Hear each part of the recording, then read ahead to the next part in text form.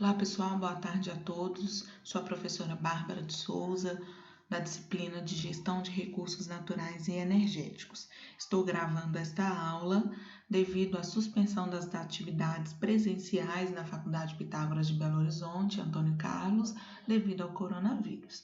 Então foi solicitado, orientado a nós professores que gravássemos aulas e disponibilizasse para vocês aí no AVA, para que essa suspensão das atividades não prejudicasse o andamento do nosso calendário, do nosso cronograma e também não prejudicasse a todos vocês.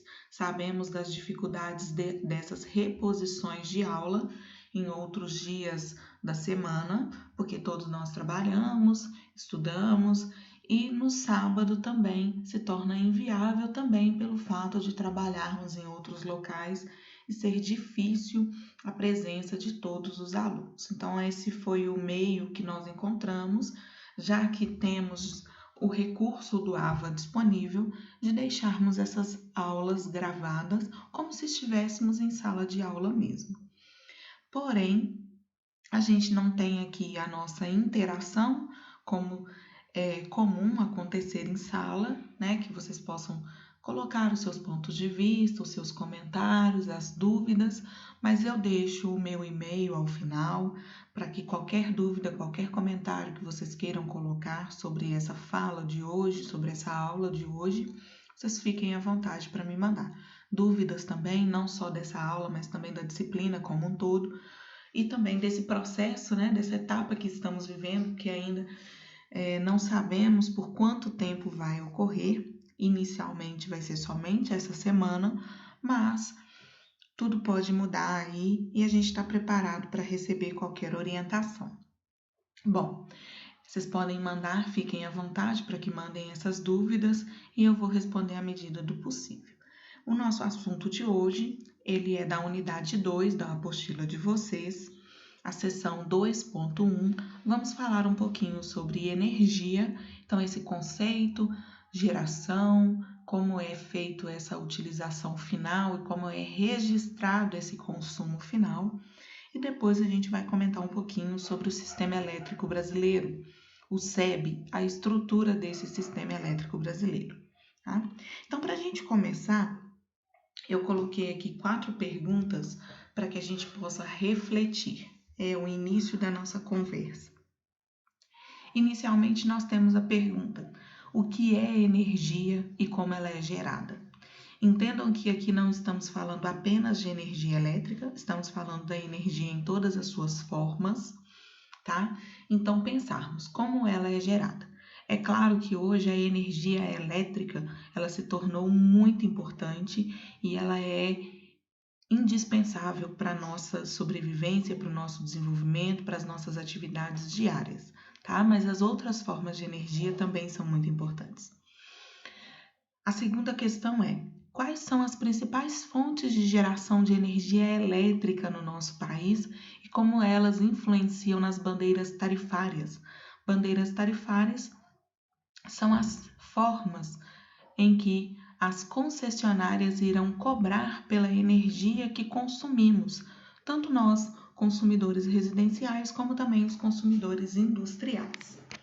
Terceira pergunta: dentro da empresa ou da residência, como avaliar os gastos de cada equipamento? Muita gente se preocupa muito com o chuveiro elétrico, né? Ele é o vilão das nossas instalações elétricas quanto a consumo. Mas vamos entender mais à frente o porquê e se realmente ele é o único vilão. E, por fim, como gerenciar esse consumo de energia elétrica de maneira eficiente e reduzir também esse consumo. Então, são algumas perguntas e eu espero que ao final a gente consiga responder todas elas.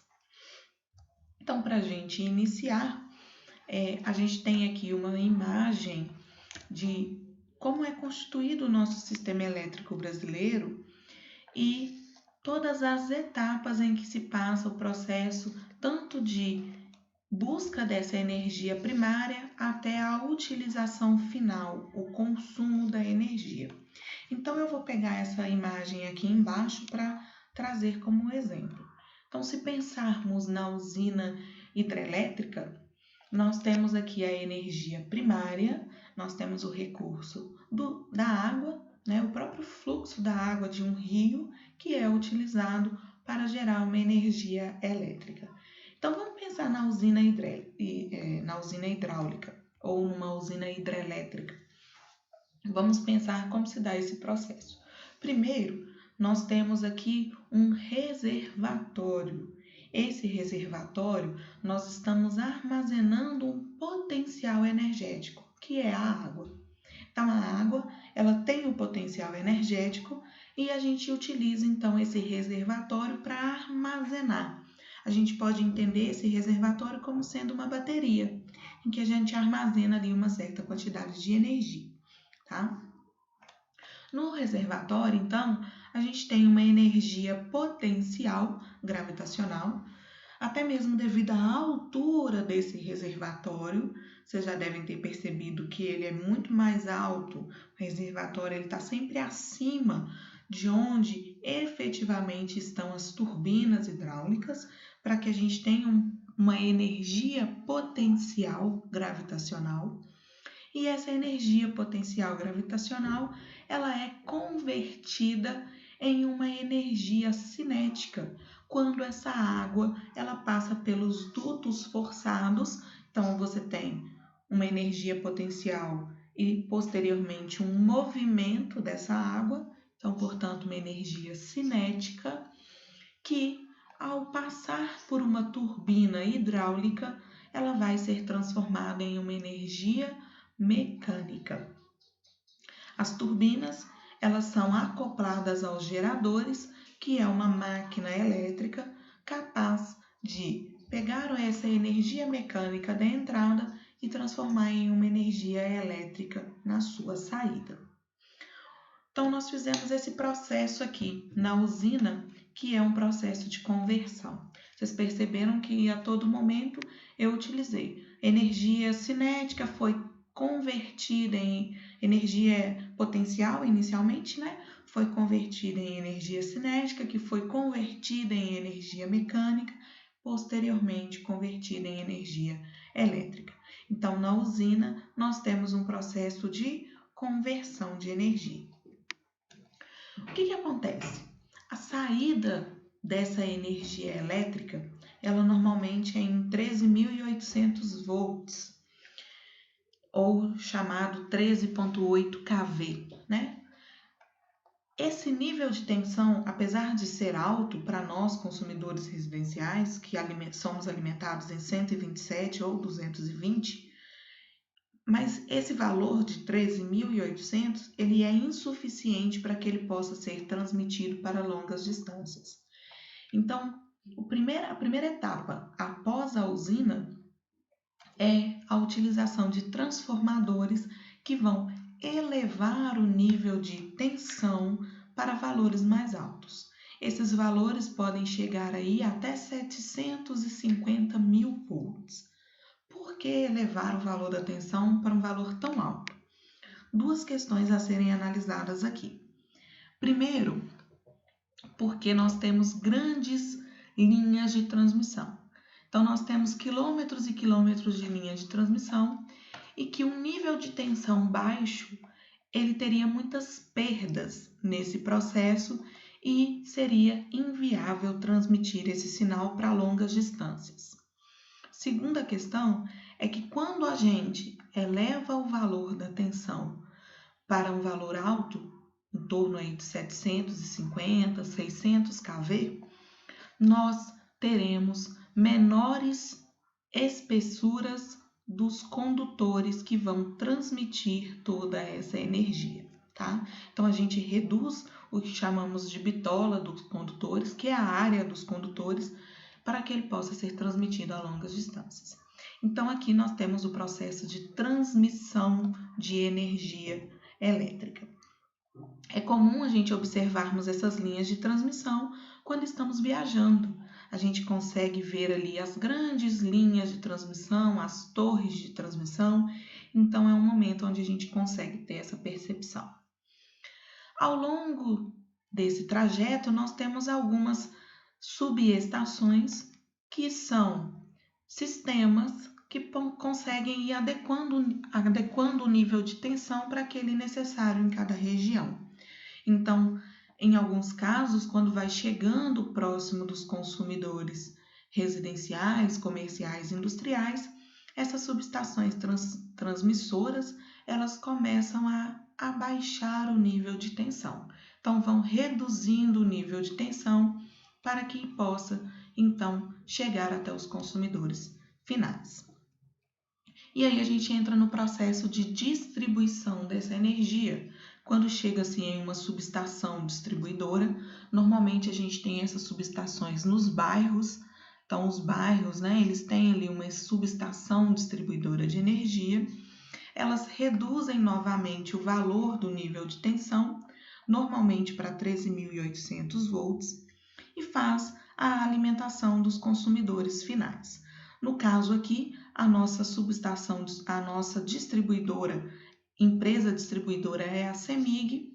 Alguns usuários, eles são alimentados em altas tensões dentro da linha de distribuição, como por exemplo, indústrias, prédios de grande porte, comercial ou residencial, e outros consumidores, como nós, consumidores residenciais individuais, nós somos alimentados em uma linha de distribuição, mas de baixa tensão. Na CEMIG hoje, os níveis de tensões possíveis para a nossa alimentação são 127 monofásico ou 220 padrão bifásico ou trifásico. E quando chega então a nós, consumidores finais, fazemos novamente o processo de conversão da energia. Se pegarmos em nossa casa um exemplo muito simples, o ventilador, nós utilizamos a energia elétrica e convertemos ela novamente em uma energia mecânica, através das hélices do nosso ventilador. Um outro exemplo, pegamos a energia elétrica, alimentamos um chuveiro e aí também fazemos novamente uma conversão da energia elétrica para o calor, que também é uma forma de energia. Um terceiro exemplo são as lâmpadas, em que nós temos a energia elétrica sendo utilizada, sendo convertida em uma energia luminosa. Então, a todo momento estamos fazendo conversões de energia. E aqui nós temos a produção de energia elétrica, como ocorre através de cada fonte.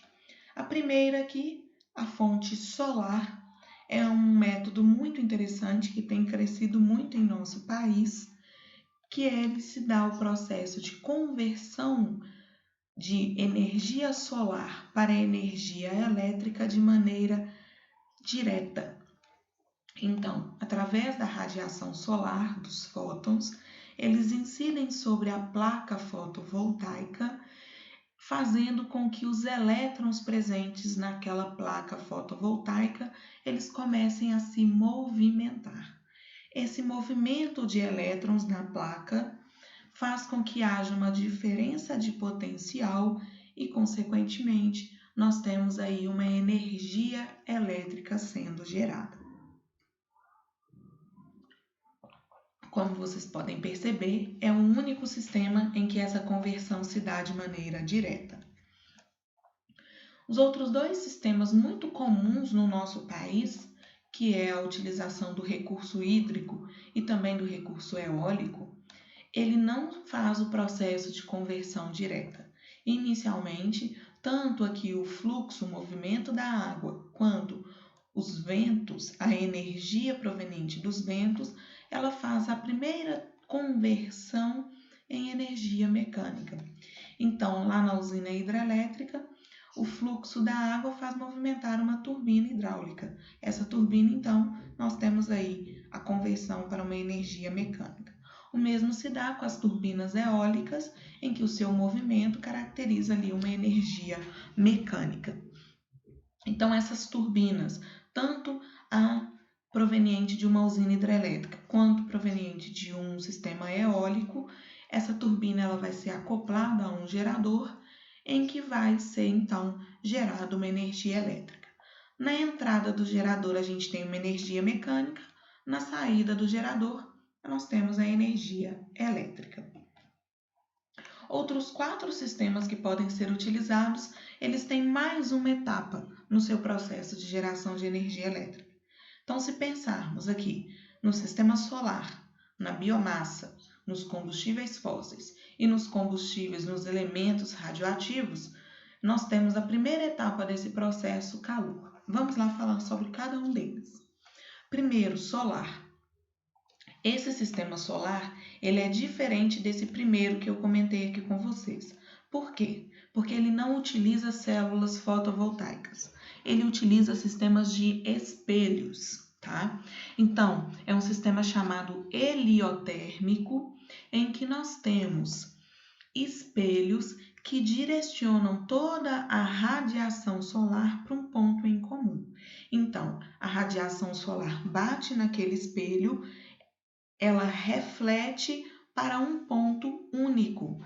Esse ponto ele vai aquecer e ele vai então ter ali a primeira produção de calor que pode fazer com que, por exemplo, uma água seja aquecida e transformada em vapor. Um outro processo que nós temos, que é o da biomassa, que é a utilização de recursos de origem vegetal ou animal.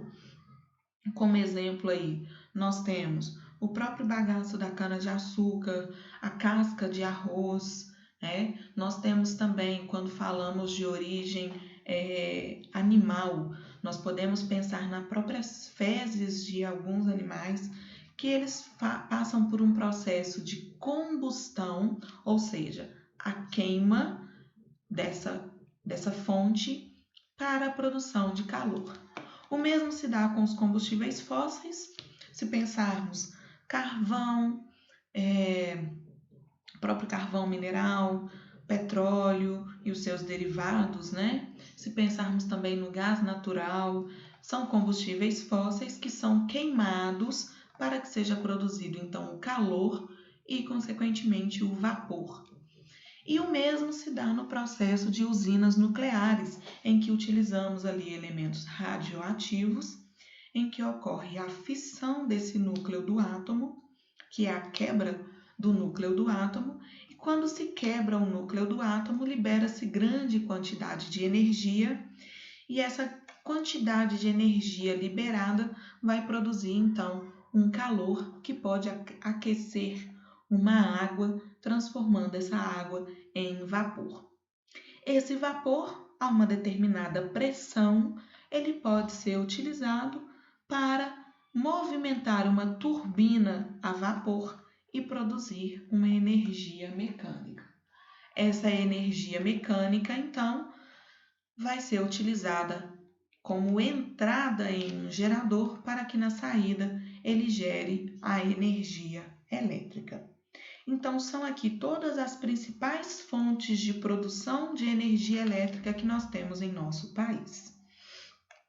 Salvo esse sistema solar, utilizando espelhos, que nós não temos no nosso país, tá?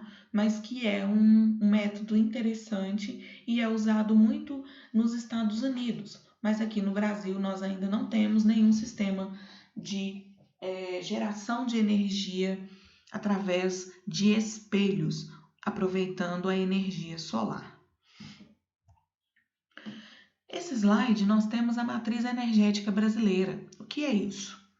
Nós temos aqui todas as fontes e qual a porcentagem que cada fonte contribui para a geração da energia no país, ou melhor, contribuiu para a geração da energia no país no ano de 2018. Tá? Então, nós temos aqui qual foi a quantidade de energia elétrica gerada no ano de 2018 e nós temos aqui a parcela da quantidade de energia gerada apenas através de usinas hidrelétricas. E aqui nós temos essa porcentagem, o quanto cada fonte contribuiu. Nós podemos ver inicialmente aqui em amarelo que a energia hidráulica a energia elétrica proveniente da hidráulica, ela foi então aí a que mais se destacou no ano de 2018. Então, quase 67% da energia elétrica produzida no país foi proveniente de usinas hidrelétricas, tá?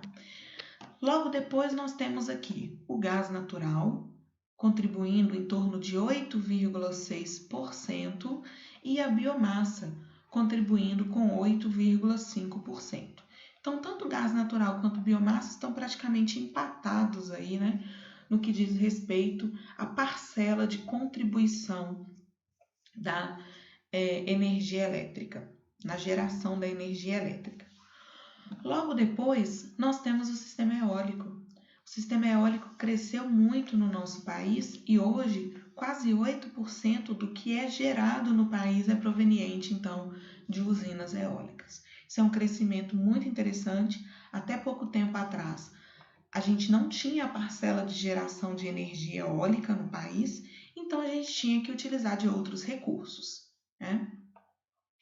Só um item aqui que eu esqueci de falar é que esse gás natural aqui são usinas termoelétricas, tá?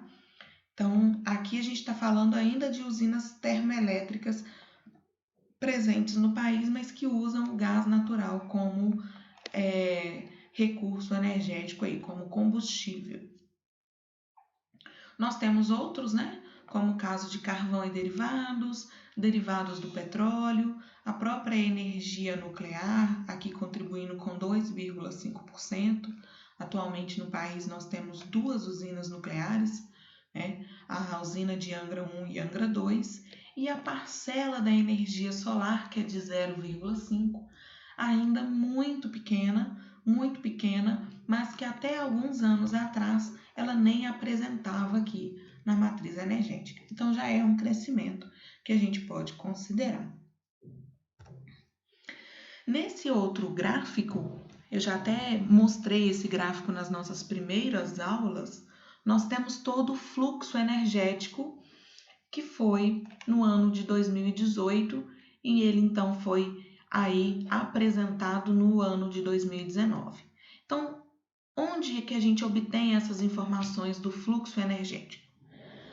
Todo ano, a empresa de pesquisa e energia, chamada EPE, ela divulga um documento que é chamado Balanço Energético Nacional, é o BEN. O BEN do ano de 2019, ele é com base no que aconteceu em 2018, tá? Então, essas são as informações mais atuais que nós temos, porque o Balanço Energético Nacional de 2020, ele ainda não foi divulgado, ok? E aí, para a gente entender um pouquinho desse gráfico aqui, de um lado, nós temos aqui como foi toda a oferta de energia elétrica. O que é a oferta? Oferta nós podemos pensar em produção. Como foi a produção de energia elétrica no Brasil no ano de 2018? Do lado de cá, do verde, nós temos toda a parte do consumo. Quem consumiu essa energia elétrica? Então, como a gente já tinha falado, pessoal, me desculpem, aqui não é produção de energia elétrica não, tá? É produção de energia como um todo, ok? Então, nós temos aqui, olha, o principal produtor ainda de energia no país são o petróleo e os derivados. Eles constituem aí em torno de 34,4% da produção de energia no país.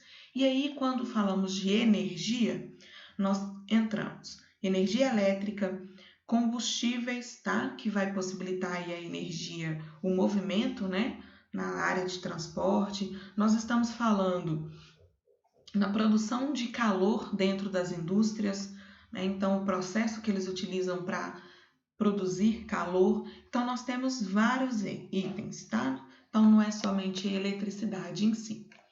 Logo depois do petróleo e os derivados, nós temos aqui a segunda parcela, são os produtos da cana. Então, entram o álcool, próprio bagaço da cana-de-açúcar, que é utilizado aí como biomassa, né? Nós temos aqui a hidráulica e a eletricidade, que constitui 12,6%, e outros elementos: gás natural, lenha e carvão vegetal, carvão mineral, urânio e seus derivados e outros, tá? Do lado de cá, do consumo, nós temos quem são os nossos maiores consumidores. E, na parte do consumo, quem consome a maior quantidade de energia no país? Então, no ano de 2018, quem consumiu mais energia foi o setor de transportes. Ele consumiu aí 29% de toda a energia produzida, então foi utilizada aí nos transportes. Logo depois dos transportes, nós temos o setor industrial. É o setor que consome aí, ou que consumiu 28,1% da energia gerada. Depois nós temos os demais setores energéticos, o setor residencial, que tem aqui quase 9% do consumo da totalidade da energia produzida, setor agropecuário e outros, ok? E aí, para a gente falar um pouquinho, né, desse recurso energético, de como estamos utilizando, a gente vem percebendo cada vez mais a importância da energia elétrica na vida das pessoas. Por quê? Porque isso nos permite, na verdade, né, certos confortos, né, e também é o que nos possibilita a produção, é o que nos possibilita o desenvolvimento. Então, hoje, os nossos padrões de consumo de energia, eles estão cada vez mais elevados. Basta pegarmos aí o que nós temos hoje em nossas casas, muitos recursos que anteriormente não eram elétricos, que hoje passaram a ser elétricos. Se a gente pensa na cozinha, por exemplo, né? Então, na cozinha hoje nós temos a panela de fritar elétrica, nós temos a panela de pressão elétrica, nós temos o forno elétrico. Então, grande parte do que se utiliza hoje é proveniente, né, ou necessário termos a utilização da energia elétrica. Antigamente lavávamos uma roupa, por exemplo, pendurávamos e esperava secar. Hoje em dia nós temos as secadoras elétricas. Então o nosso consumo aumentou muito. Antigamente não tínhamos celulares conectados na tomada o tempo todo, não tínhamos notebook conectados na tomada o tempo todo, não tínhamos aí os aparelhos de TV, de internet que ficam ligados o dia inteiro, né? Ficam conectados na tomada o dia inteiro.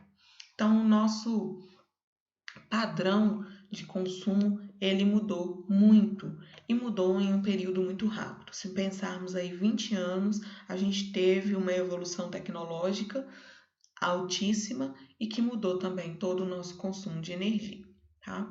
Então, esse aumento de consumo faz com que a gente tenha uma necessidade de criar novas usinas de geração de energia para atender essa demanda de energia. Então, se estamos consumindo mais, vamos precisar gerar mais.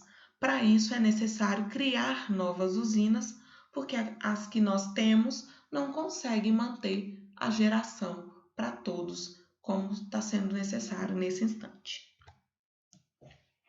Nessa página, eu coloquei aqui para vocês um link em que ele mostra como é feita a tarifação da energia elétrica hoje na nossa concessionária, que é a CEMIG, tá? Então, as tarifas de energia elétrica, elas vêm aumentando ao longo dos anos, até mesmo devido ao aumento do consumo, e isso é uma grande preocupação para essas crises energéticas que nós estamos vivendo, né? Então, como é feito hoje a tarifação do consumo de energia elétrico? Então, vou abrir aqui a página para que a gente possa ter essa percepção de quanto que aumentou o nosso consumo.